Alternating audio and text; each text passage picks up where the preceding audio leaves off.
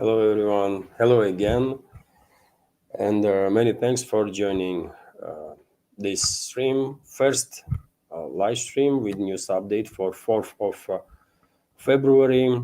It is midnight here in Moscow, Russia, and well, as always, I have prepared quite a number of news on some major developments, and hopefully you will find this live stream informative and useful. And we have some breaking news, as you can see from headline.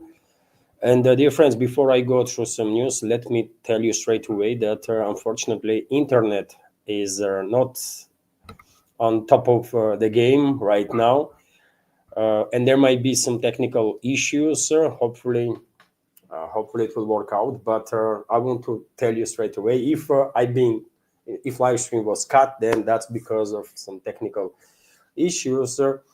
And as always, if there are gonna be any super chat on Rumble channel during this stream, and as you know, I'm streaming simultaneously on YouTube and Rumble channels of mine. Also, if there are gonna be any questions or the comments or donations, by the way, through other support platforms, PayPal, Boosty, of course, I will react on it. And if any member of our community will subscribe during the stream on my Patreon channel or channel on Boosty, I will highlight that too, and I will thank member of community during the live after news segment. All the links are under this video in description box and will be in the pinned comment after the stream. Okay, that's been said. Let's go through some news now. And first of all, let's start with the breaking news that most of you are familiar. I'm quite sure about it at this point, which is that U.S. Military shut down Iranian drone. Information was reported a couple of hours ago at this point. And let me give you what is known for now. So U.S. military shut down an Iranian drone on Tuesday, after it aggressively approached their aircraft carrier USS Abraham Lincoln in the Arabian Sea. Reuters has reported citing U.S. Officials, and because this is Reuters report, obviously they will use their specific language. The drone was approaching aggressively. What that even means? Drone was swearing at the U.S. Aircraft carrier, or what this drone was doing? Probably nothing, right? Just observing the passing warship of the U.S., right? But nevertheless, that's what the report is. An Iranian Shahid 139 drone was flying towards the carrier with their unclear intent, which is quite something to specify, right? Unclear intent. Reuters, citing U.S. military, the reported incident came as a U.S. Armada, led by Abraham Lincoln aircraft carrier, is positioning itself in the region, and diplomatic efforts to arrange nuclear talks between Iran and the U.S. are on the way. And then, quote, again, an F-35C fighter jet from Abraham Lincoln shot down the Iranian drone in self-defense and to protect the aircraft carrier and personnel on board.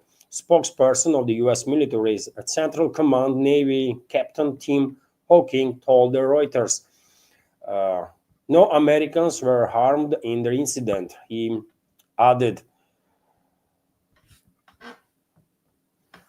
And by the way, as you can see, Pentagon confirmed this incident.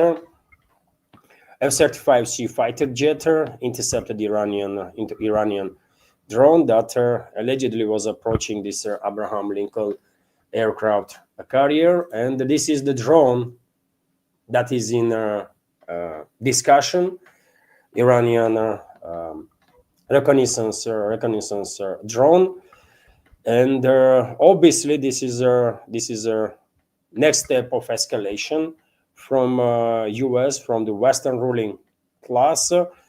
I'm quite sure there was no actual need to intercept a drone that did not carry weapons, right, and did not target their aircraft carrier. right? With such a formulation that U.S. military is used, you can intercept literally anything, civilian planes, for example, and then say, well, plane was approaching aggressively. I mean, seriously, what that even means? So that's how this drone allegedly looks. That was intercepted, and what is also interesting, I think, is that this incident came as Iranian president little earlier today stated once again that he agreed to talks with the US. And I can give you a quote: considering their demands of friendly countries in the region to respond to the US president's proposal for the talks, I have instructed the foreign minister to prepare their ground for a fair and equitable negotiations, if an atmosphere free from threats and unfounded exaggerations emerges. This is a statement from Pezeshkian, Iranian president, and obviously, U.S. leadership or Western ruling class, let's say, has no plans to actually be engaged in a talks or in a de-escalation. We all know perfectly well that Western ruling class uses negotiations or the diplomacy as a tool of deception, and Iranians know this better than anybody, right? Because Iran was engaged in nuclear talks exactly with the American side when U.S.-Israeli 12-day war was started against Iran. And there is a high probability that Israeli side, American side, Western leadership is using somewhat similar approach now. They will try to cut Iranian leadership off guard while preparing attack. And I personally think that U.S., Israeli, or Western and Israeli attack on Iran is absolutely imminent. Absolutely imminent. As you can see, U.S. has already made it quite clear intercepting Iranian drones. Also, dear friends, what is interesting, obviously, Tehran will not go down without a fight. We all understand this. And I saw this report on one of their biggest Russian language channel on a Telegram, Kirill Fyodorov, Vojna Istoria Оружия, and their information is that allegedly Iranian boats attempted to detain US flagged tanker. So Iranian military boats, report says, approached the US flagged tanker in the Strait of Hormuz and demanded that the vessel stop, but it continued its journey under their military escort. CBS News reported, citing the British maritime security company Vanguard Tech.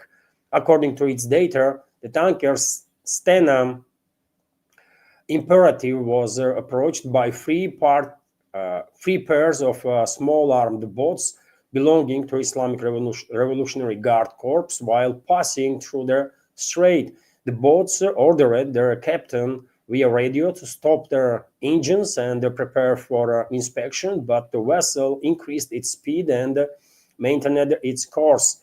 The vessel is currently being escorted by American warships. A report says the company, British company Vanguard Tech, emphasized that the tanker did not enter Iran's territorial waters. The vessel continued its journey to its destination in Bahrain. So clearly, situation is escalating. And already tomorrow or day after, we might observe beginning of the military aggression of the West and Israel against Iran. And I remind you, dear friends, that in my personal opinion, Western ruling class is not has no intention to conduct just a regime change in Iran, establish a quasi or proxy regime there, and basically rob the country or the nation this way, as they did many times in other places.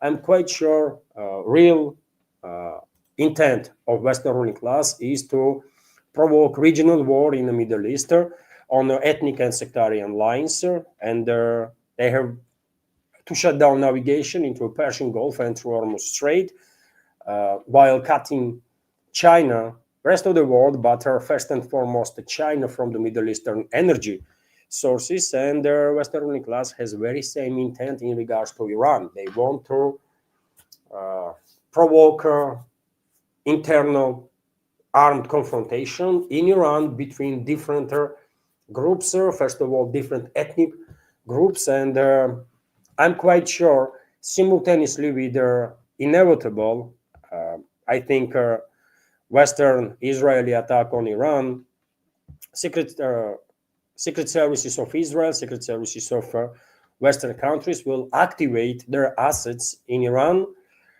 they will activate their allies in Iran, and these allies are terrorist organizations, Beluji terrorist organizations that are operating on the eastern, in some eastern regions of Iran, and there are Kurdish terrorist organizations that are operating in the northern western side of Iran.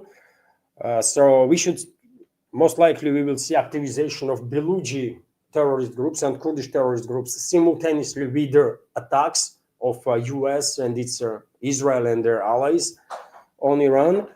And obviously Western ruling class and Israeli secret services will try to provoke confrontation also between two biggest ethnic groups in Iran, which is the Persians and Azerbaijanis.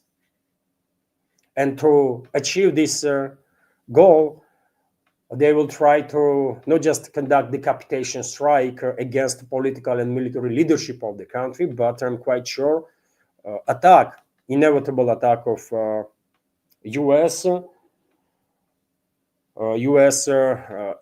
Israel and their allies will be also focused on different administrative centers of Iran, and also to neutralize local authorities, and also on police, on security services, to remove these security services from the streets, right? To create a power vacuum and push the different parties, different ethnic groups, different groups of interest towards the hostility against each other, attempt to fulfill this power vacuum. That's how they will try to create a large-scale civil war inside Iran, and then transfer this confrontation on ethnic lines, potentially on religious lines, on other parts of the region too. And simultaneously, there is a high probability, in my personal opinion, that Western ruling class will try as much as they can to influence a number of regional countries, Saudi Arabia, for example, to engage militarily against Iran. Because we should keep in mind, by the way, that Saudi Arabia's leadership considers Iran as its arch enemy. And the Western world, Western ruling class, has a great deal of leverage over this Persian so-called royal families, Persian kingdoms, Saudi Arabia being one of them, and all the others, by the way, UAE, Bahrain, Qatar, you name it, Kuwait, right? Because you guessed where most of the assets of these monarchies are, located in the Western world, in the Western financial and banking system, in the Western jurisdiction. And we are talking about hundreds of billions of dollars in assets, potentially trillions of dollars. So you can imagine the level of leverage that the Western ruling class has over these monarchies in the region. So simultaneously with the attempt to provoke war in Iran and in the region on ethnic and religious lines, clearly Western ruling class will try to also provoke war between the countries.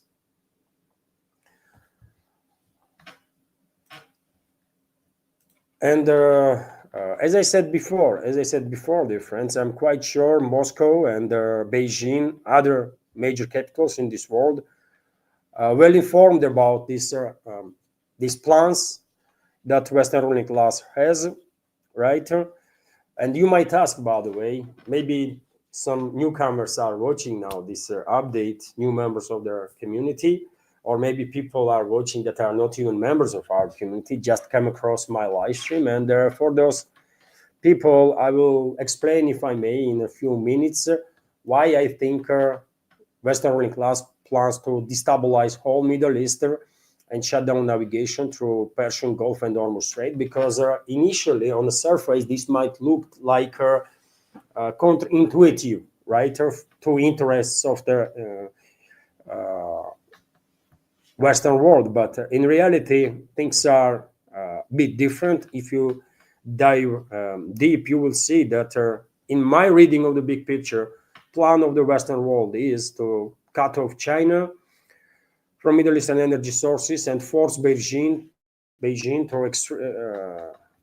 to increase its energy imports from Russia, right, from Central Asia as much as possible, but mainly from Russia.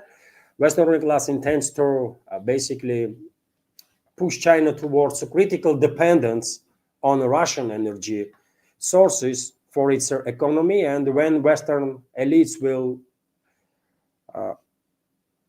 reach this moment, they will try to use their fifth columns that they have in both countries, in Russia and China, to create some tensions between the two, to create fear in Beijing that Moscow might turn its back on China and move towards the West, right? And basically to force Beijing, based on this fear, to take some military actions to secure closest energy fields for its economy, because obviously without energy, no economy can survive, right? And where is the closest energy fields, oil and gas fields from China? It's Central Asian republics, Kazakhstan, for example, that is neighboring with China. Also Turkmenistan, which is not neighboring with China, but not far away. And obviously Russia. Russia is a major energy source for whole world, right? And this way, Western ruling class plans basically to provoke a war between China and Russia. This war obviously will not pass on India and Pakistan. These two countries, nuclear countries, will get engaged, get involved one way or another also. And Western ruling class this way will neutralize only potential competitors on a geopolitical scale while provoking war between them, right? And if they succeed, no one, I guess, no one, at least in upcoming not just decades but potentially centuries, gonna be in a position to even think about challenging the dominance of the Western elites. That's their game plan, by the way. That's the game plan of their ruling class in the West. And that's why for many years I was saying that Western ruling class will try whatever it can to destabilize Middle East and shut down navigation into Persian Gulf. And the recent 12-day war against Iran was, we can say, first phase of this operation to destabilize region. And in upcoming hours, days, we will see next phase of this operation with their attacks on Iran again. Hopefully I did explain my reading of the big picture well enough in these few minutes. And I'm quite sure Moscow and Beijing, by the way, also are considering this possibility that such a scenario might be their game plan of the Western elites. And that's why, in my personal opinion, Moscow was engaged in high diplomacy, whole week, past week, week before, these days, right? Just a few days ago, head of UAE was visiting Moscow. Today we have report that Putin and the Crown Prince of Saudi Arabia discussed their bilateral relations, and of course, they also discussed situation in the Middle East. Obviously, let me give you details. President Vladimir Putin discussed the relations between the two countries and their joint work within the OPEC Plus by phone conversation with the Crown Prince and chairman of the Council of the Ministers of Saudi Arabia, Mohammed bin Salman Al Saud. In interruption of the 100th anniversary of the diplomatic relations celebrated on February 19th, it was noted that satisfaction, it was noted with satisfaction that bilateral relations have reached a high level and have acquired their multifaceted, I don't even know what this word is, and their mutually beneficial character. The Kremlin press service reported, and yet again, most definitely topic of discussion between the two leaders was situation around Iran, and I'm quite sure Russian president try its best to warn, let's say, factual leader of or decision maker in Saudi Arabia, this Crown Prince, how dangerous it would be for Saudi Arabia and whole region if Riyadh will decide to go hostile against Iran in these critical days. I'm not sure possible warnings of the Russian president would work, because I think leverage of the Western ruling class over the Saudi Arabia, the ruling class, is just overwhelming.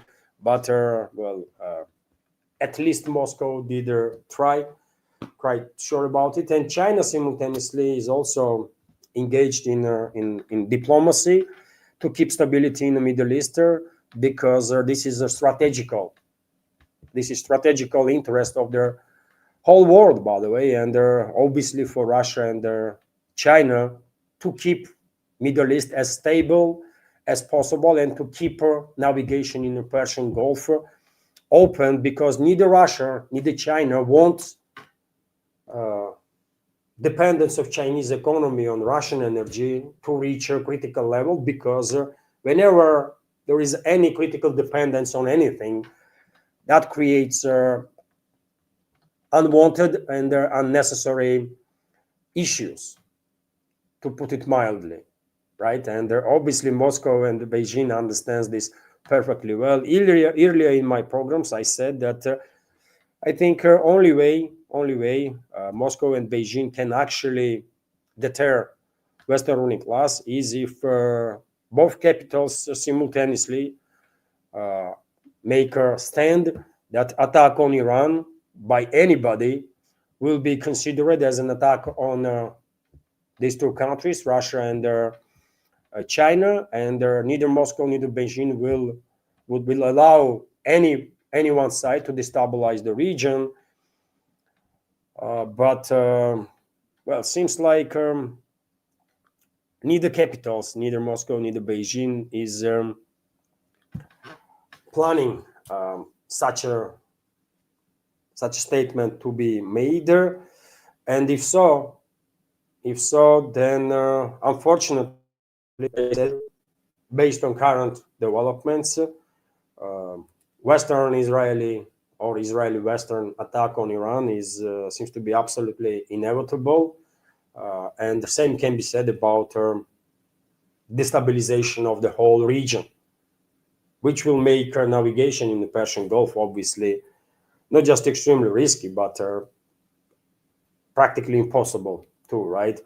And that is an extreme danger for both Russia and China. But yet again, maybe Moscow and Beijing don't think they are in a position to make such a stand that, if you attack Iran, we will consider this attack on us. I don't know. Let's wait and see what else can we do in this situation. So that's when it comes to Iran. By the way, obviously this story with the Iranian drone being intercepted by U.S. militaries is a breaking news for this moment, and additional indicator what to be expected, right? Now let's go through some other news.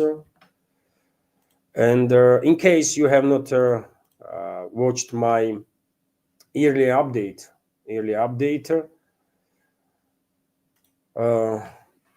or my second update yesterday, let's say, I will share with you information that last night, Russian militaries conducted somewhat large scale, and according to some reports, largest missile strikes on military and logistical energy infrastructure of the Kiev regime.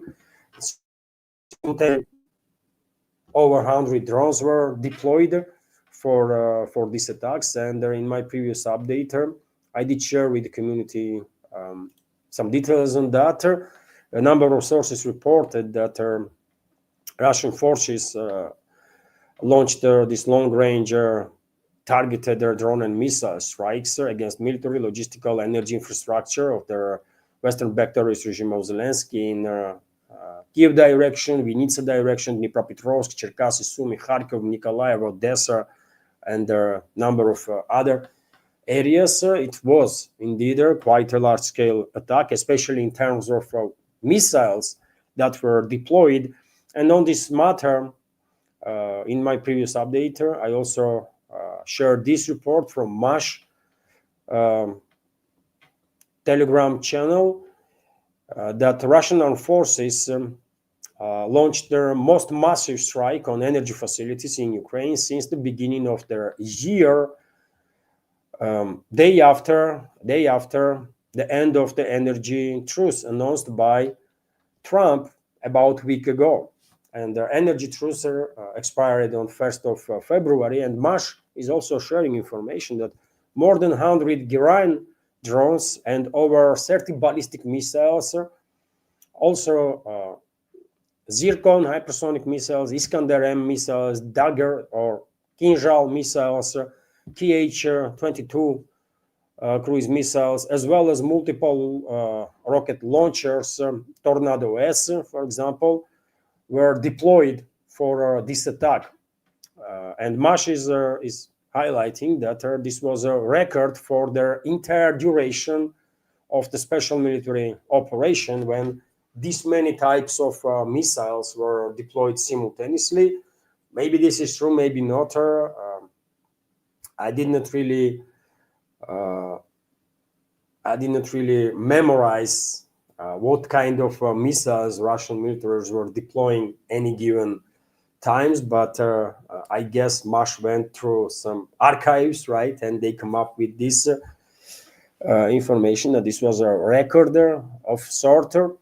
And Russian strategical aviation participated in these attacks, Tu-95MS strategical bombers, and also MiG-31 fighter jets in long-range interceptors that were modernized to carry Kinjal missiles. All these Kinjal strikes, by the way, are conducted with the MiG-31s.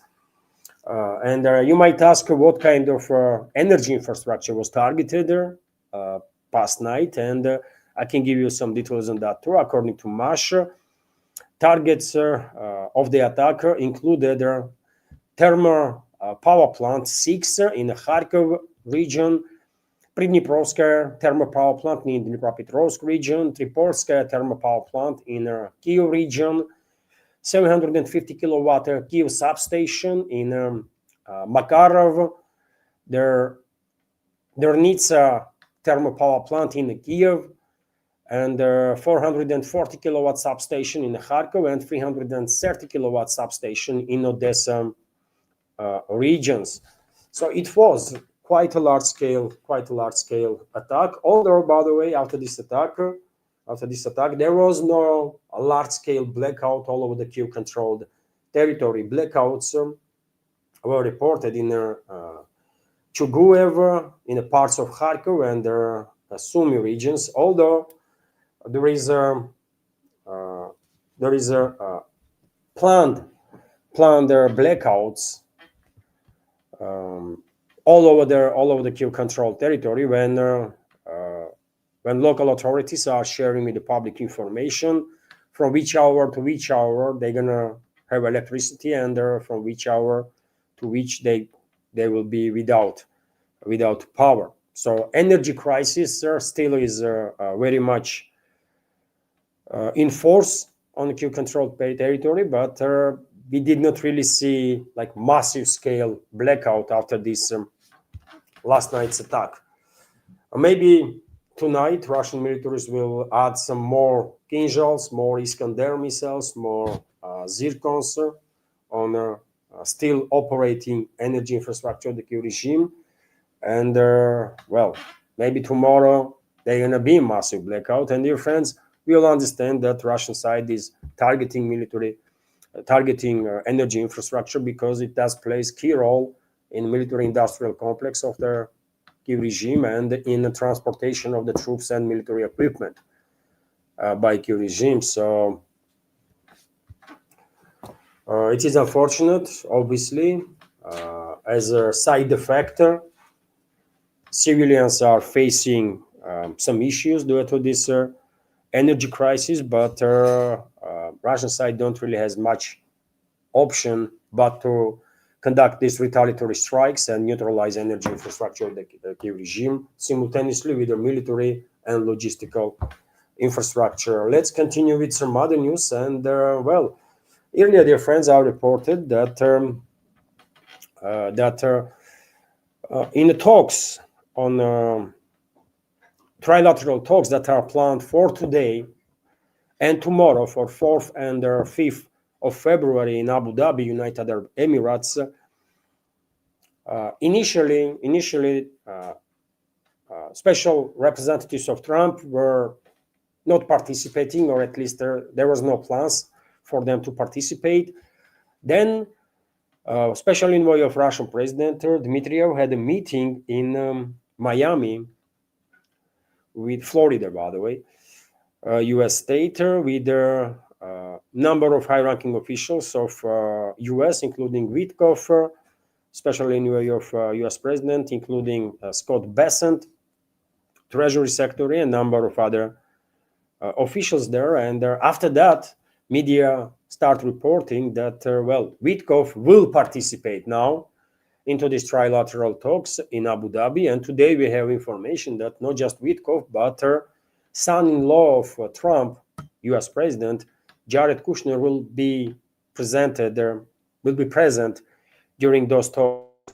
Also, it is unknown, will these people participate during these trilateral talks personally, or they will be there to have a separate talks with the representatives of Russia, representatives of Kiev regime. But well, media outlets are reporting and that Witkoff and Kushner are gonna be.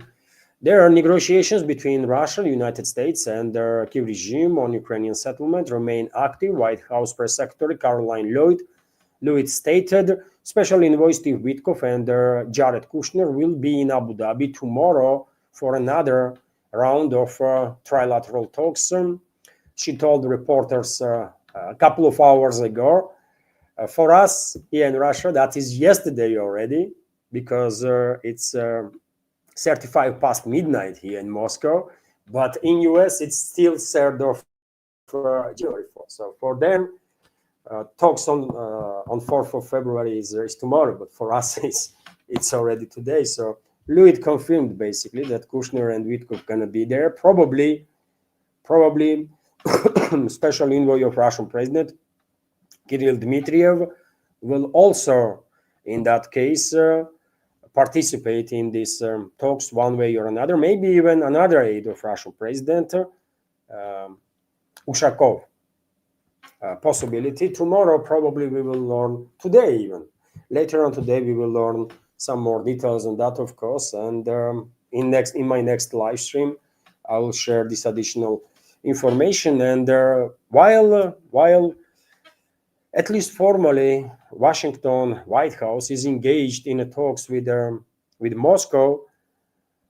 But again, formally at least, right?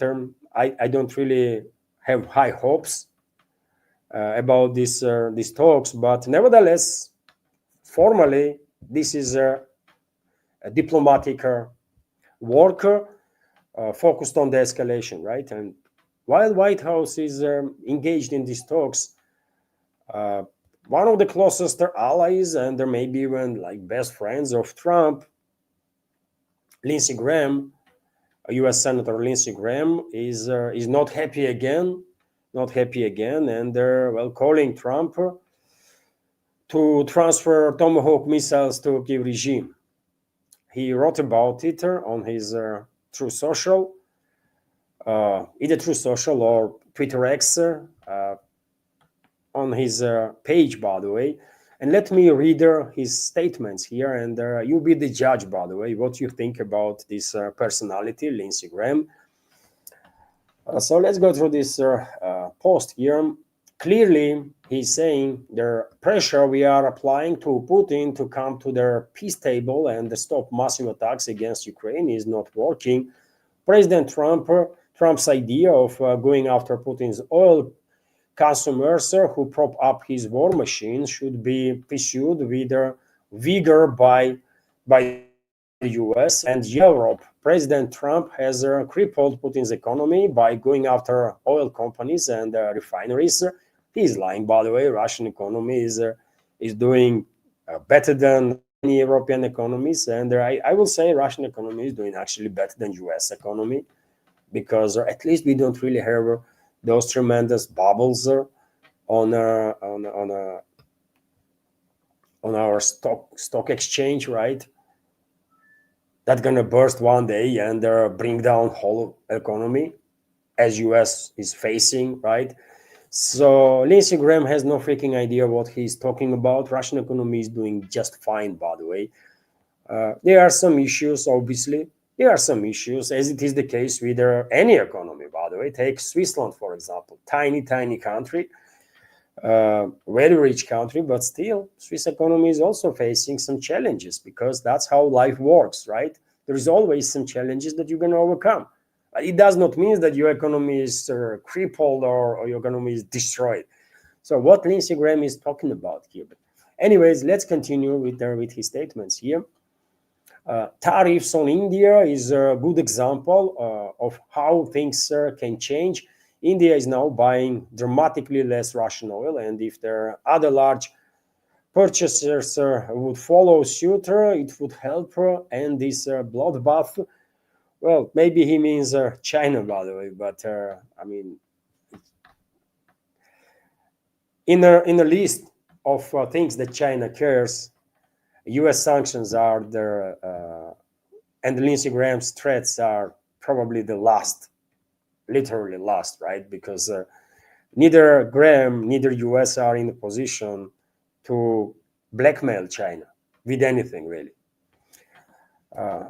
Finally, Lindsey Graham continues here. After this massive attack last night, I would urge President Trump to start a process to provide Ukraine with the Tomahawk missiles, which would be game changer militarily. In the coming days and weeks, we must apply more pressure to Putin.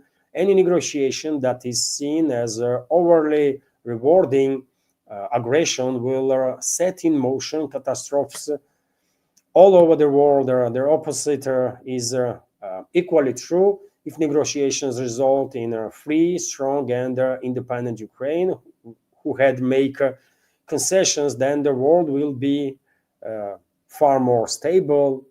Time is of the essence. Anyways, by the way, I'm only sharing the friends with you the statements of this psycho Lindsey Graham, because yet again, every now and then Trump is enjoying his company, right? Maybe they are boyfriends or something like that. I don't know what's going on there. There are all sorts of rumors, right? And who knows, maybe Lindsey Graham has more influence on Trump than anybody thinks. and maybe Lindsey Graham is acting now as a talking head for ruling U.S. ruling class, including U.S. Including employees of the Western or American ruling class, Trump being among them, right? Because by the way, I'm not considering Trump to be true decision maker in the U.S., right? True decision makers are in shadow, and there are probably very few people in this world know their names even, right? There are special groups of special interests that are pulling the strings, and they're putting all sorts of their puppets on the different positions, right, to promote and implement their agendas. That's what is going on. So, nevertheless, well, because Lindsey Graham is talking about Tomahawk missiles again, then who knows? Maybe in a couple of days from now, Trump will start talking about these Tomahawk missiles also, and well, in that case, I guess soon this honeymoon, let's call it strange or weirder honeymoon between administrations of between Russian and U.S. administrations will finally end, right? Who knows? Who knows? Maybe this statement of Lindsey Graham don't even means anything, but maybe it's opposite. Nevertheless, by the way, even though I am very skeptical of these talks between Moscow and Washington in current circumstances, and I don't think any breakthrough should be expected either in terms of political solution to this proxy war that West is waging against Russia, or either in terms of end of hostilities and achieving sustainable peace. But I think some progress can be actually reached on a humanitarian track, as it was the case during the earlier Istanbul talks, for example, as a result of which Russia transferred to Kiev regime bodies of more than 12,000 killed military personnel of that regime, and Russia received bodies of more than 200 killed Russian military personnel. And therefore, I think there is a probability that on humanitarian track, we might see some progress actually in Abu Dhabi. And I'm saying so based on not just earlier knowledge of earlier experience of these talks, but also because former defense minister of Kiev regime, Umerov, and current negotiator on behalf of Zelensky stated that soon there might be some news, positive news on topic of POW exchange. So this Abu Dhabi talks might actually not be completely useless, complete waste of time, because if sides will reach agreement to exchange POWs, obviously that will be a good step forward, at least on that humanitarian track. We will find out in next 48 hours, I guess, about it. And when it comes to talks, you might be surprised. Dear friends, but we have reports that allegedly preparations for contacts with President Putin and French President Macron is underway on a technical level, and this was stated by French President himself. And this is really strange timing of it, really strange, because just a few days ago, Foreign Minister of France, by the way, was threatening not just Russia to be erased from the map, but French Foreign Minister was threatening all Russians, entire Russian society to be erased from the face of this year, right? He made some insane statements, foreign minister of France, and I mean, and now we have this report here that there is some talks on the technical level about potential contacts between President of France and President of Russia. I mean, really? If anything, we should recall our ambassador from France after such statements of French foreign minister, who was threatening not just Russia as a state, but all Russians, by the way. Everybody, old and young, men and women, everybody, man. He was threatening to erase Russian culture, Russian history, everything and everybody. And on such a background,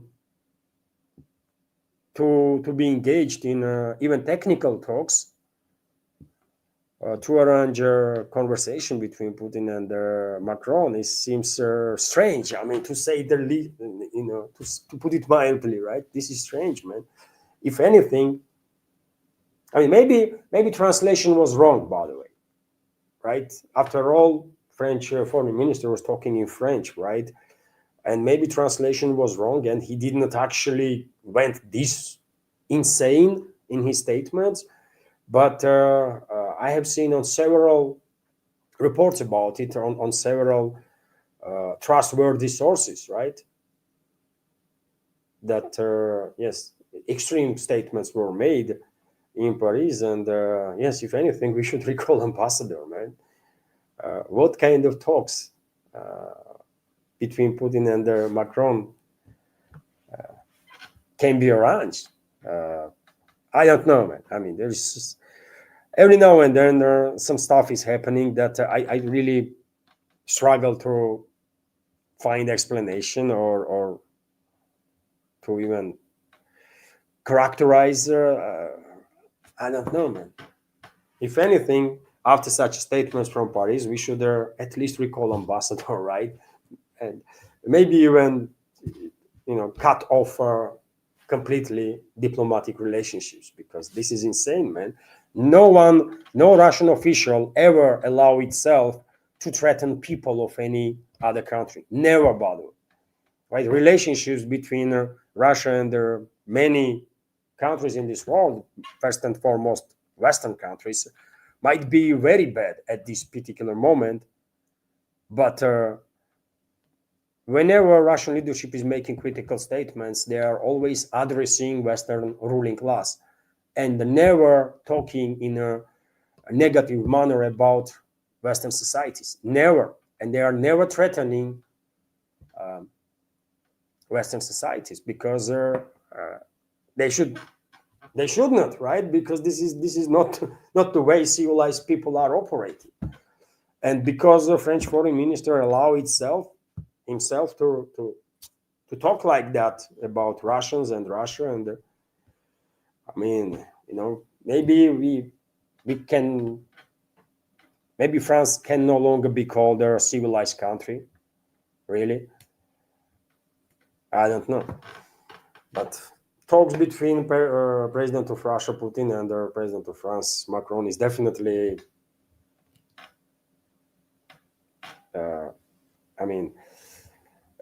definitely going to be a waste of time, for sure, for Russian president. I don't know about Macron.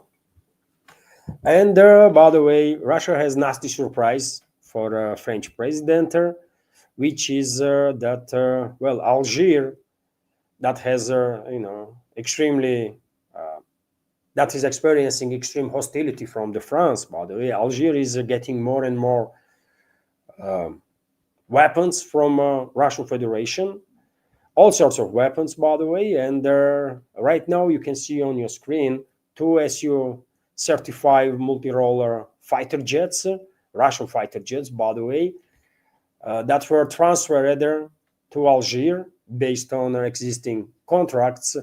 And these Su-35s are already protecting skies of Algiers. Well, good, by the way.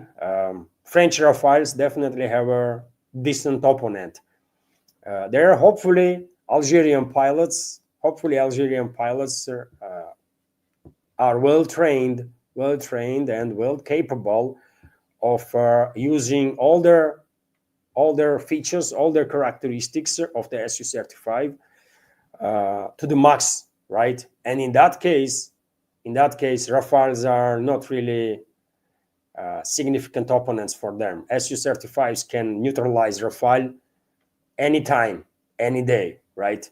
Day, night, any conditions does not changes their calculus. Su-35s will always beat Rafale, always, as long as pilots are good, right? Very good.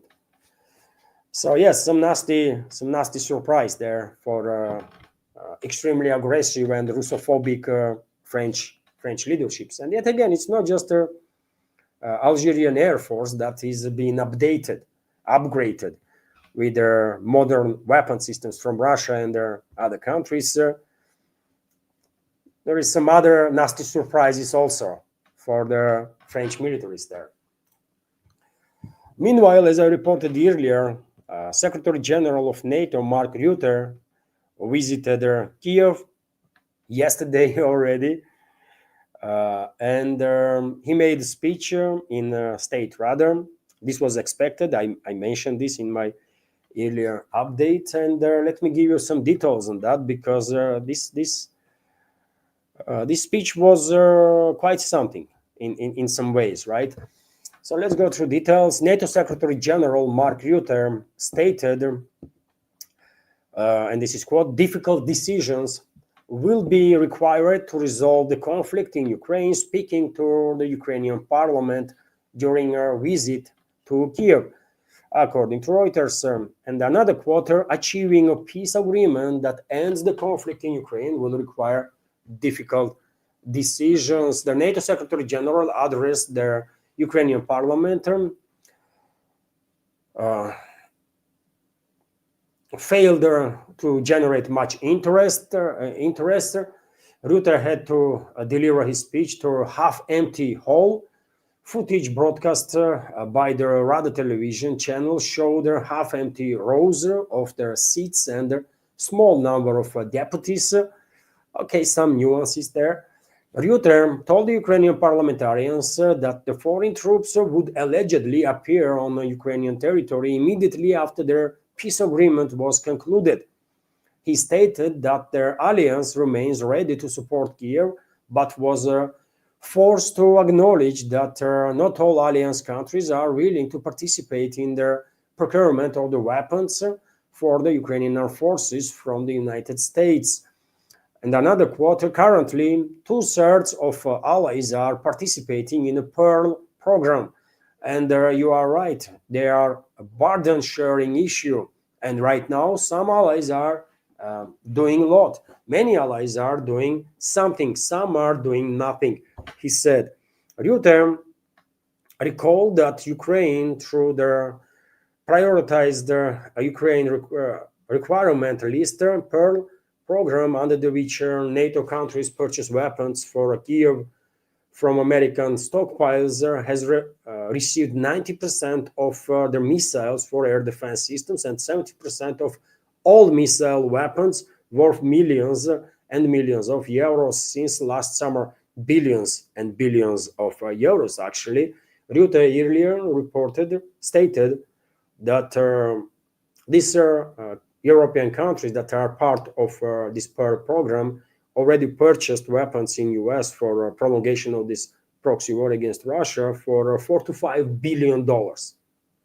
So quite a lot of weapons were sent from US to Kiev regime, right? Which shows you well true intent of Washington, isn't it? If the White House was actually honest on the matter of the escalation, then there would be no weapon supplies by any means, right? Under whatever regime, there would be no weapon supplies from US to Kiev regime, but weapons for billions and billions of dollars have been shipped and processed is constant, right? Continuous all the time, right now as we speak, too. And from the statements of Reuter, obviously there is a key point that worth separate attention, which is that he promised MPs there in state rather, that after some difficult decisions, another difficult decision, he means obviously withdrawal of Kiev regime's forces from Donbass, potential withdrawal of the Kiev regime forces from Donbass. He's saying that, well, NATO countries will come to Kiev controlled territory and will provide security in the sky, on the ground, and at the sea, right? And you tell me, dear friends, if this didn't sound like a trap. Basically, what Reuter was telling to MPs there in Kiev, that in my interpretation is that, well, you agree now on these difficult decisions to withdraw forces from let's say Donbass, right?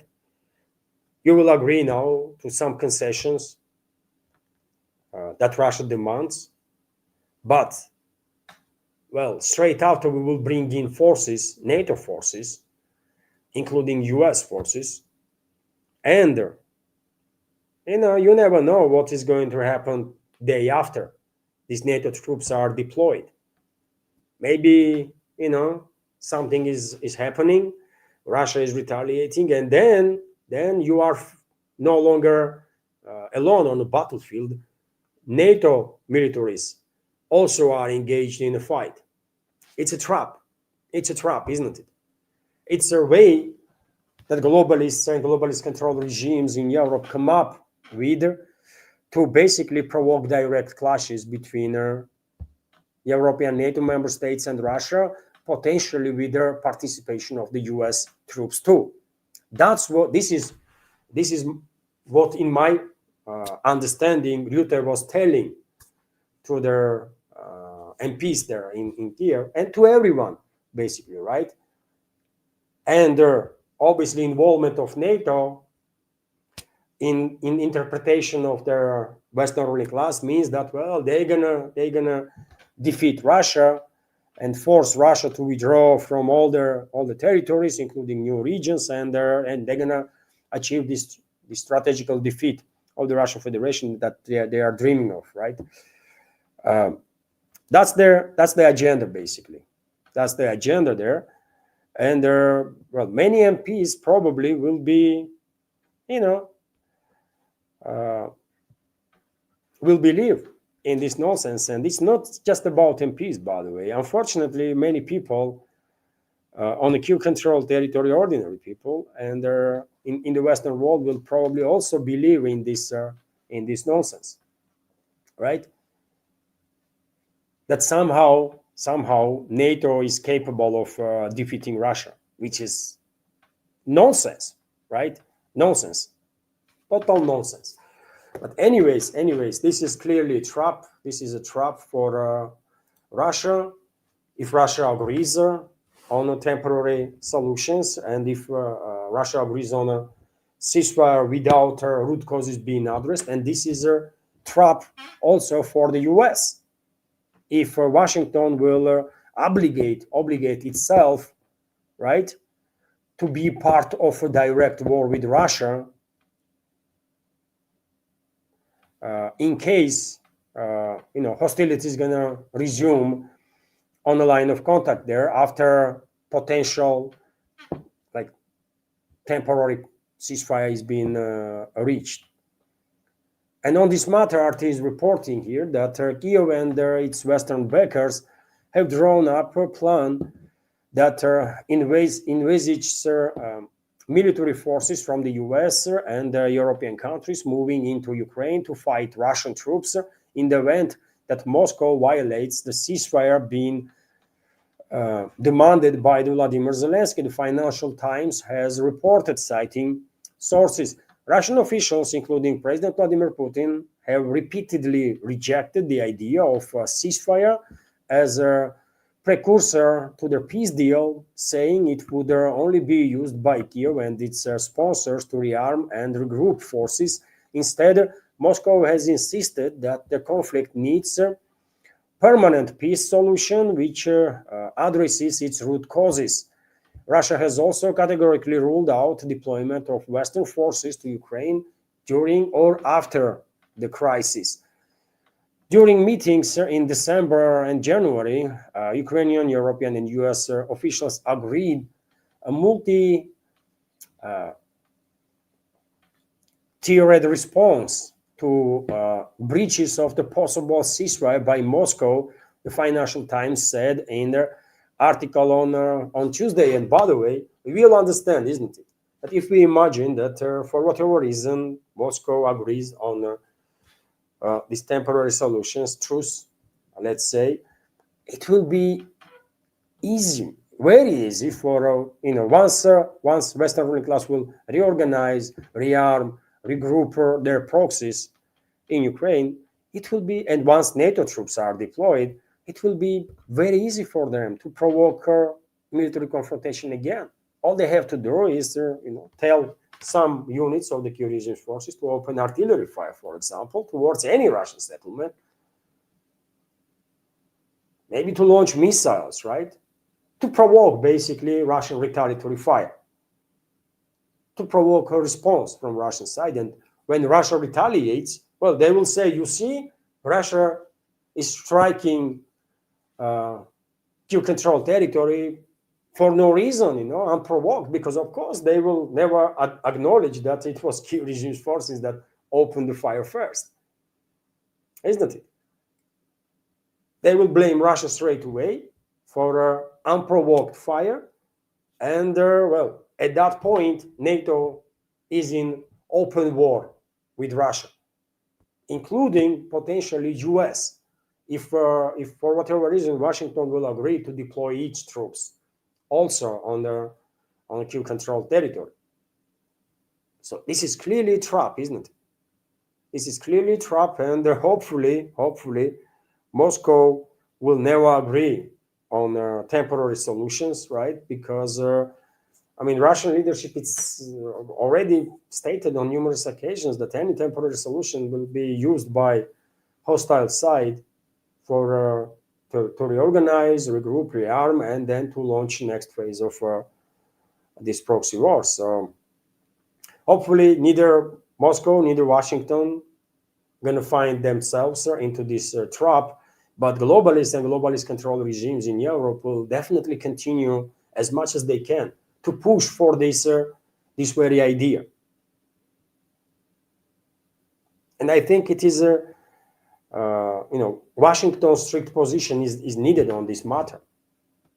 If Washington understands what's going on, then they have to say it openly, publicly, that there are going to be no U.S. troops on the Kiev-controlled territory under whichever circumstances.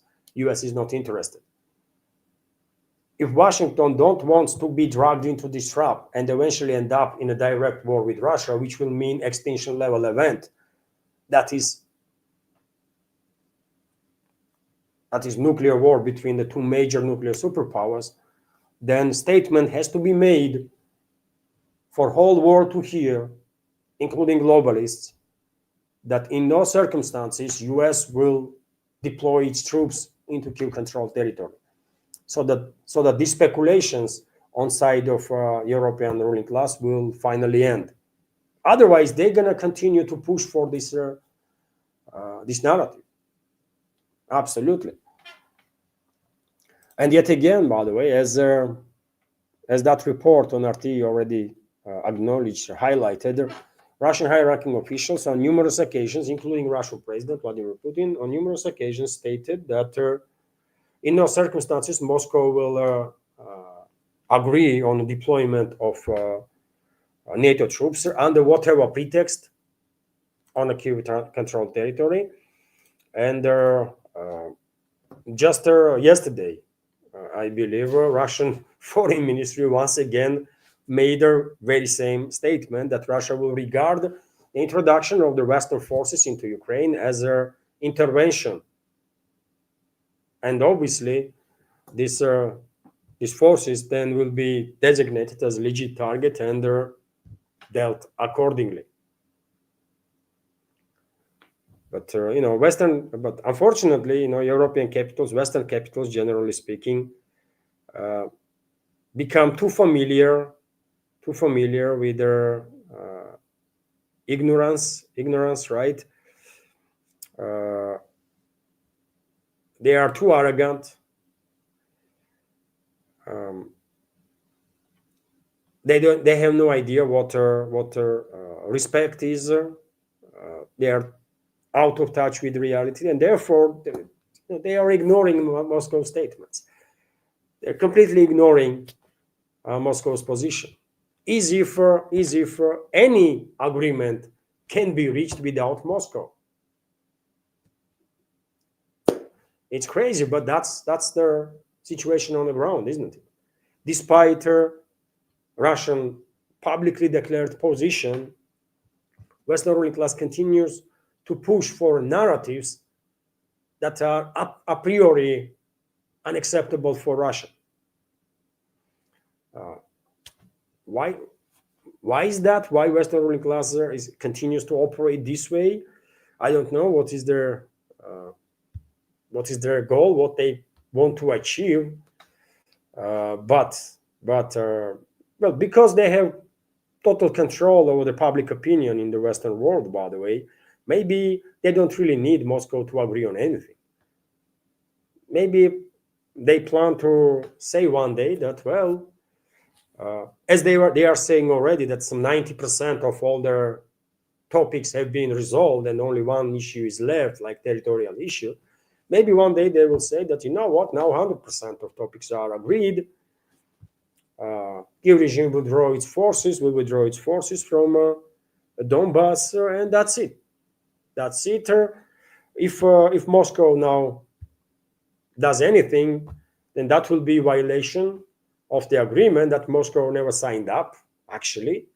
But Western elites will say, well, that's a violation, right? And they will demand from countries that agree to provide Kiev regime with their guarantees. They will demand from those countries to get engaged militarily against Russia.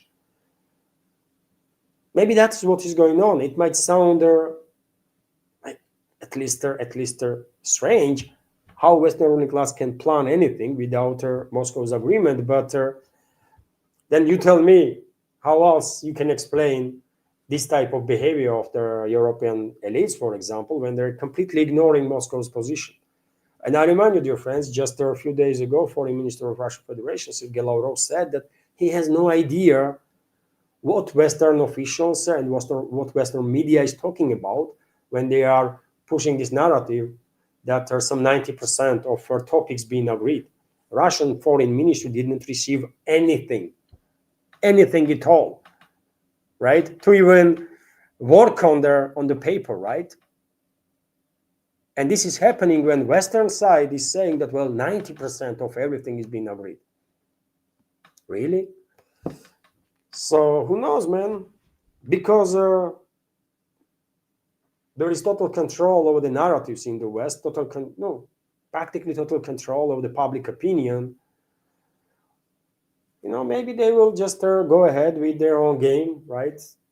Without Russia's agreement on anything, and they will brainwash their own society so much so that one day they will say, you see, Russia is breaking some agreements that Moscow actually never signed up. But Western society is not going to know about it because who's going to tell them, right? They are not, majority of the Western societies are not watching my programs, right? Or their other programs on alternative media. And so, yes, they will probably believe Western societies that, you see, these Russians, man, they agree on this ceasefire and they agree to withdraw their forces from everywhere, right? They agree to capitulate, and now they are refusing. So, of course, we have to now send our troops because we promise to provide guarantees. That may be the game plan. I don't know, man. Otherwise, it's totally unexplainable what the hell is going on in the West. What the heck is wrong with this Western elites? right? When they are still pushing for these nonsensical narratives despite Moscow's opposition. I don't know. But yet again, Moscow is very clear where Russia stands, right? And the Russian position have not changed on their principal matters even slightest for years now, right? Anyways, dear friends, let's continue with some other news. And before I do so, let me check Rumble in case there was any super chatter.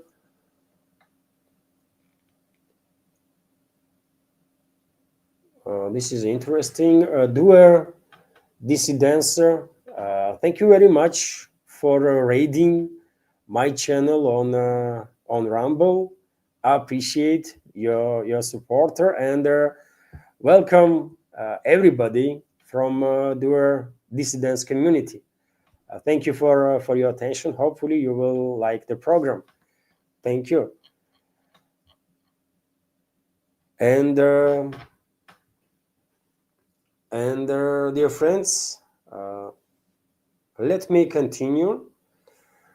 Let me continue with some more news now. And well, Sweden and Denmark are acquiring anti-aircraft artillery, among other things, to transfer to Kyiv regime to further prolong this proxy war, obviously. Let me give you some details on that. So Sweden and Denmark have agreed on a joint purchase of a Tridon Mk2 air defense systems produced by Sweden to support Turkey regime. The Swedish Ministry of Defense announced on Tuesday Tridon Mk2, and you can see one on your screen right now, dear friends. Tridon Mk2 is a system produced by BAE Systems Bofors, based on a modernized 40mm Bofors gun mounted on a Scania off-road vehicle. The system for Kyiv regime will include a modernized command and control system, a Saab Giraffe 1X radar, spare parts, and a large quantity of munition. Deliveries are expected to begin within 12 months. Within 12 months, by the way. So it is clear, isn't it? It is clear that European elites, or globalists, let's say, and globalist control regimes in Europe have no intention to see end of this proxy war that they are waging against Russia. They want to prolong this proxy war as much as they can in pursuit of this insane dream that they have of strategical defeat of Russia. And that's why earlier in December, that was of 2025, European Union made a decision to allocate, to issue a loan, basically, for Kyiv regime for prolongation of this proxy war for another 2 years, for 2026 and 2027. A 90 billion euro loan, by the way, right? And this is not all. As I reported earlier on quite a number of times, EU, on top of this 90 billion for next 2 years, also looking for another 60 to 80 billion euros to finance all the spendings, right, that they think will be necessary to keep this war going for next couple of years until 2027, until end of 2027 at least. Although, it was relatively easy for EU bureaucracy to allocate or to make decision about allocation of the 90 billion euro loan. But when it comes to mechanism of transfer of these assets, well, some issues emerge, and we have this report that I also shared in my previous update, that EU countries have failed to agree on a mechanism for a 90 billion loan to Ukraine. EU countries have failed to agree on mechanisms for their providing 90 billion euro loan to Ukraine. European source reported that their meeting of permanent representatives took place on Monday, but no final agreement on their disbursement mechanism was reached. According to the source, there is no final agreement yet. Work on their further compromises is ongoing with their goal of concluding an agreement in the coming days. So even though Brussels did manage to force EU member states to agree on this loan, when it comes to actual transfer of their money, issues are emerging because yet again, it's European taxpayers, isn't it, that eventually have to take this burden on themselves, not the European elites, and those elites, those European ruling class, people from there probably are beginning, at least in some countries, beginning to think about state of their own economy, right? And are beginning to ask questions, beginning to worry that if they continue these reckless policies, when they are sacrificing basic interests of their own societies, their own countries, their own economies in favor of a globalist agenda, they might one day they might face uprising in their own countries because only so much people can take, right? And maybe this fear of potential destabilization of the situation in at least some of the European countries now, or EU countries, is reason why, despite their decision to allocate this 90 billion euros to prolong this proxy war, in practical terms, EU is actually struggling to take necessary steps. Maybe that's what is going on. And that would be understandable because EU economies, literally all EU economies are on decline, and especially leading economies in Europe. That is Germany, of course, still number one economy in Europe. That is British economy. Britain is not a part of EU, obviously, but it's still part of Europe. So UK's economy is also in a decline. French economy is not really doing much better. Italy's economy is facing significant trouble. Spanish economy traditionally faces some serious troubles, right? And the list goes on and on.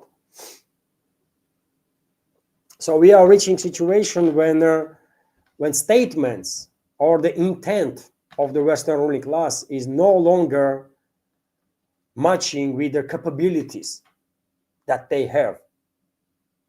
And this might be the Rubicon, right, for Western bureaucracy. This might be the Rubicon, because if they continue this way, if they cross this Rubicon, then they're going to be no way back from that. Although, I mean, let's be real, by the way.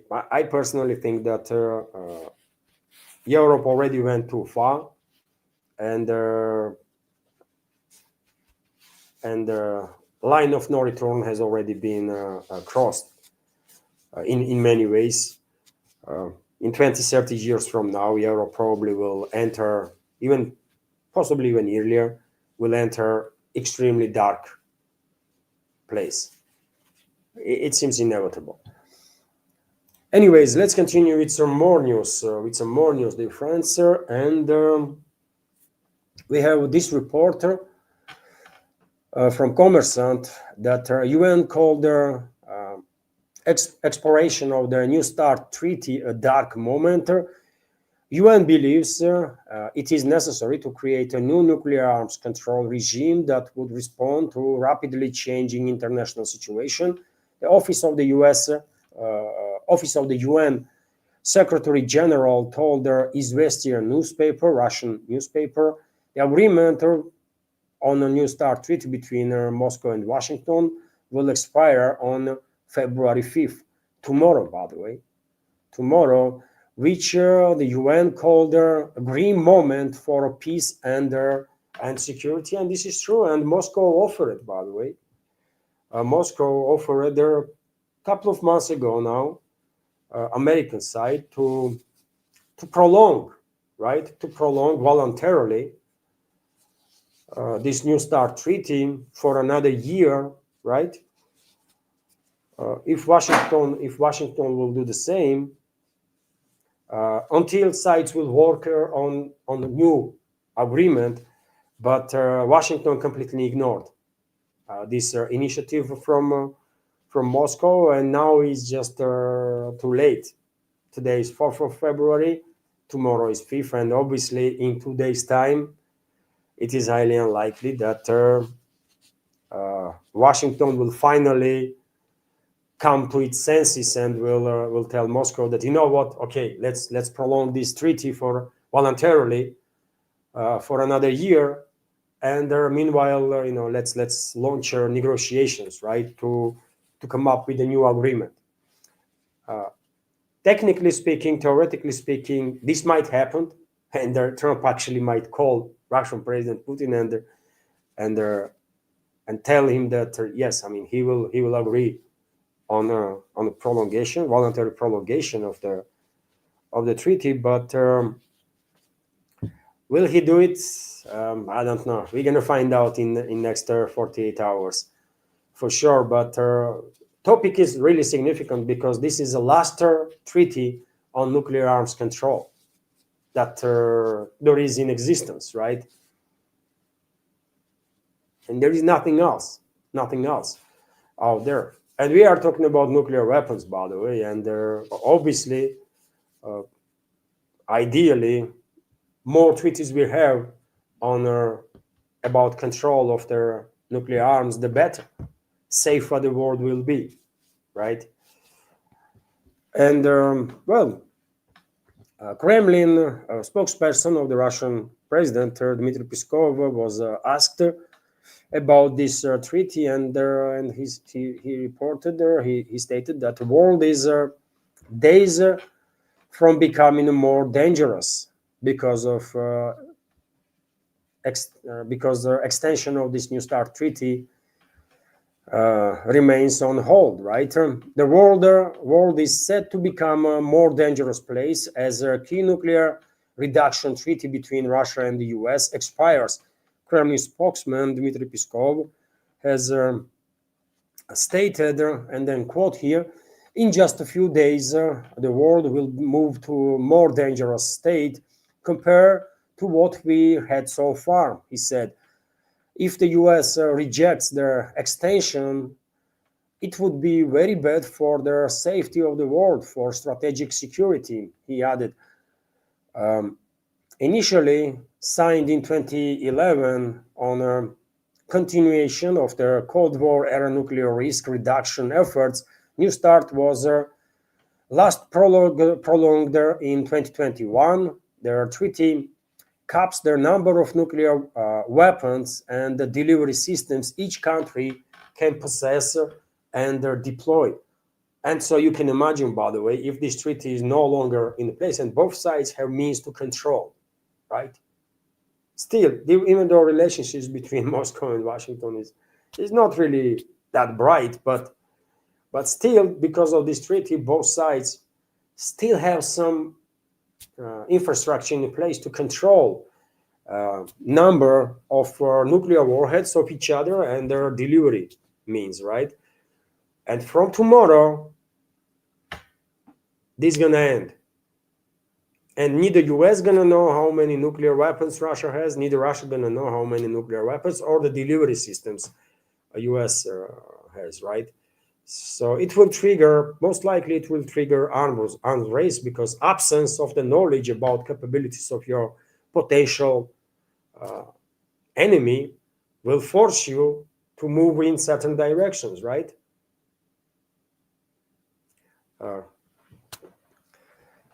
Anyways, I mean, we already have like more than any other country, right? Those nuclear weapons, and I don't think Russia will be engaged in the nuclear arms race. But I know a country that will take this challenge and already does. It's China. It's China, by the way, and of course, exact number of nuclear warheads that China possesses is classified, but according to different reports in open sources, right now Beijing might have 700 to 900 nuclear warheads, and by 2030 this number will most likely double. So China will have 1,500 nuclear warheads, which is well enough to be on the level of guaranteed mutual destruction with both Russia and US. right? Because 1,500 nukes, that's guaranteed destruction for any country, obviously. And we know, dear friends, why one of the reasons, at least, why U.S. Is this ignorant about this New START treaty. Washington, for years now, for more than a decade actually, Washington constantly pushes for idea that a new treaty, if there will be new treaties on nuclear arms control in place, then China should be part of it also. But Beijing rejects this idea. And the argument on Beijing sides is that, well, you guys, Russians and Americans, have thousands of nukes, right? Each. And we only have hundreds. So therefore, we just, we are not on your level in terms of these nukes, and we're not going to sign up for anything. Therefore, right? Once we will reach some level of parity, right? Then yes, we can talk. That's the Chinese position that one might understand. And also, by the way, on this matter, recently, number of high-ranking Russian officials stated that, well, if somehow, if for whatever reasons, China will actually join their negotiations about nuclear arms control, then France and UK should join this treaty too, and they should reduce their nuclear arms. They should also provide their ability to other countries to have a objective control over their nuclear capabilities of these countries, as Russia and US did for decades, by the way, right? And neither France, neither UK ever said that they are ready to participate in any this kind of negotiations, any sort of this kind of talks, right? While US, ally of UK and France, ignores this completely, this position of London and Paris, and only focuses on China, and we know why. Anyways, by the way, yet again, still there is a time, and who knows? Maybe American ruling class will make decision to voluntarily prolong current New START treaty for another year, as the Russian side proposed a couple of months ago. And if so, probably they will tell Trump, this American ruling class, to call Russian president and agree on the prolongation. This might happen, and we are living in crazy times, isn't it? In many occasions, some major policy decisions by White House have been shared with the public through faking social media, which is insane, but that's how it is, man. Very often, literally everybody learns about some new decisions of White House from Trump's tweets or posts. So it is what it is. Nothing to be surprised of anymore. Few more news, dear friends, before I end this live news segment, at least. And after the news segment, as I said, if there will be any messages, or the comments or the questions through support platforms or Rumble, of course, I will react on it. Let me just check Rumble once again.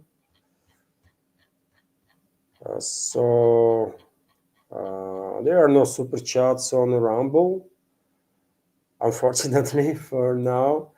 But anyways, I will continue with this news. That Gaddafi's son, by the way, Muammar Gaddafi's son, Saif al-Islam, was killed in an assassination attempt in the courtyard of his home, according to Al-Hadah reporter that TASS news agency is sharing right now.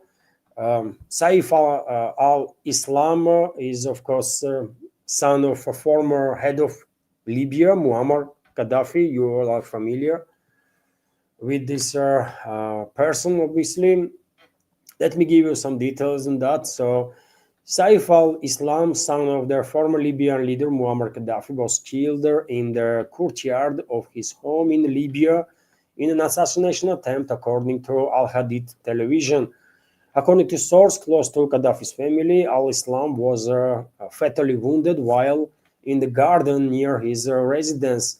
There were four attackers, all of whom quickly fled the scene. Al Jazeera also claimed that immediately before the assassination attempt, all CCTV cameras in Gaddafi's home were disabled. Meanwhile, their 444th Combat Brigade, which reports to the Ministry of Defense of Libya's Government of National Accord, based on Tripoli, claims that Gaddafi's eldest son was killed during armed clashes. The brigade's fighters deny any involvement in this event. Also, earlier, Libya's Al Ahrar reported the death of Gaddafi's son. According to their channel, it occurred in the western city of Zintan. Government of National Accords officials have not yet commented on this information. Um, well, I think this is important news in terms of not just Libya's internal politics, internal stability, but also in terms of stability of the Northern Africa, generally speaking. So who knows? Maybe this killing of the Gaddafi son is one more indicator that soon we might see next level of escalation between these rivaling fractions of Tripoli and Benghazi in Libya that are engaged in a struggle to control whole country. Well, might be their case. And there another news that I want to share with you is that according to RIA Novosti, a report which is based on earlier information from Fox News, American officials are concerned about the arrival of Russian IL-76 aircraft in a Cuban military airfield. I can give you a quote. The same plane flew to Venezuela, Nicaragua, and Cuba in late October 2025 when tensions between Washington and Caracas, capital of Venezuela, escalated.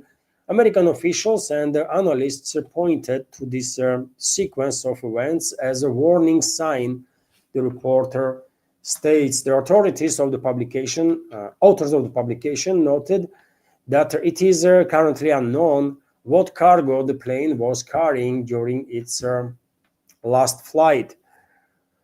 And dear friends, U.S. further intensified its embargo on Cuba, and clearly Washington intends to overthrow government there and establish complete control over the island and island nation. And if there is any countries in this world, by the way, that can somehow try at least to support people of Cuba, assist people of Cuba to deal with whatever issues they are facing, is Russia, China, and that's about it. I don't think any other country would dare to challenge US. And I'm not quite sure, by the way, even Moscow and Beijing will challenge Washington in the Western Hemisphere, including in regards to Cuba, because we all see what happened in Venezuela, isn't it? We all see what happened in Venezuela. So who knows? Who knows? Maybe U.S. will manage to colonize Cuba in a same way as they did with Venezuela. And this transport plane that arrived there in Cuba They don't really be related to some potential military assistance from Russian side to Cuban side. Maybe this transfer plane brings some, I don't know, man, some humanitarian aid or something. Anything is possible. Anything is possible, but anyways, something to just keep in mind there. Maybe this plane brings some humanitarian aid to Cuba, or maybe some PMC fighters, or maybe some equipment. We don't know. We just don't know. But yet again, based on current dynamics between Moscow and Washington, I don't think Russian leadership has any plans to challenge U.S. Or to escalate with the U.S. big time, especially in the Western Hemisphere. So let's wait and see. Let's wait and see what is going to happen. And this is it, dear friends. This is it for news segment. Hopefully, you did find it informative and useful. And by the way, right now there was a super chat from our moderator on Rumble and YouTube, Banzo Beans or John Dickinson. And let me highlight this super chat, dear friends.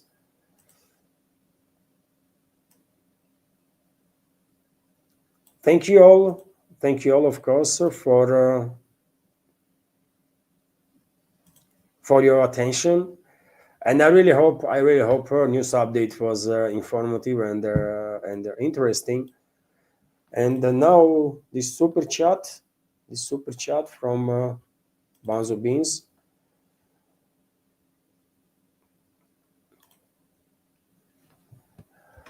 Thank you very much, John, for your super chatter and the dollar donation and comment from Banzo Beans. Hey Levan, hope you are well. One of those rare occurrences when you are live at the time there do this dissidents stream ends. Did you know Epstein was a KGB honey trap? Thank you very much, John, for your donation, for your super chat, and for this raid from Duo Dissidents. I welcome all the members of their Duo Dissidents community. Hopefully they did like their program, and maybe they will consider to subscribe to my channel and become a frequent guest during the live streams. Will be nicer, of course. And I see your humor, John, and irony in this commentary. Well, they're gonna blame everything on Russia, isn't it? They're gonna blame for everything on Russia. And I see, by the way, this new narrative that was being pushed in the West to create to paint the picture that somehow Epstein was not an Israeli asset, not the Mossad asset, not someone linked with not just Mossad but also CIA, potentially MI6, but with Russian secret services. I mean, I don't know what to even say. And all I can do is to feel sorry for all the people that will actually buy into this crap. That some groups in the Western world that are, pushing now that Epstein was a Russian asset somehow. It's crazy, by the way. John, today I saw reports. On one of their media outlets. Goodness me, I forgot what was their outlet. And report was that French official, I believe, that is accused of corruption, tried to justify her action. Tried to justify her action by Russian threat. I'm not joking. official, some ally of Macron, allegedly that person is actually ally of Macron, justified allegations or possible involvement in some dodgy deals by Russian threat. What about that? And as I said, man, nowadays all you have to do is just mention Russia or mention China, by the way, right? And you can get away with almost anything and everything, which is truly insane. But if Western society is allowing this craziness to happen, then why would Western elites stop exercising this opportunity, right? That they can do literally anything they want, then justify their actions with the existence of Russia, basically, and the existence of China. It's crazy, crazy though. Thank you very much. Thank you very much, John, for your comment and support and the donation and the super chat. And well, let me take a minute, dear friends. I guess Anna is sleeping already. It's almost 2 hours in the morning here in Moscow, by the way, and she had my phone. Let me check if there was anything on a Boosty. Just a minute.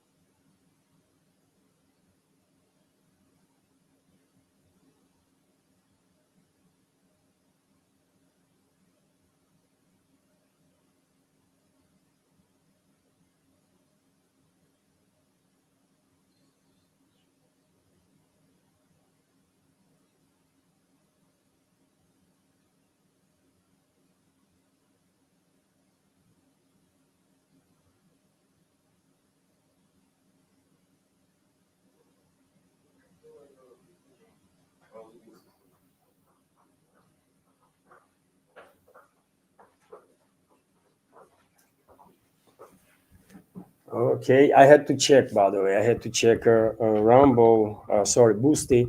So there was nothing through Boosty, nothing through PayPal to react on, and so that's it then for this live stream. Thank you all for your attention. Have a wonderful day. Have a wonderful day, and see you tomorrow. Bye for now. And by the way, in case you appreciate my work and want to help me maintain this project, these programs, you can support through several means. Links are under this video in the description box and in there, and will be in the pinned comment. Bye for now.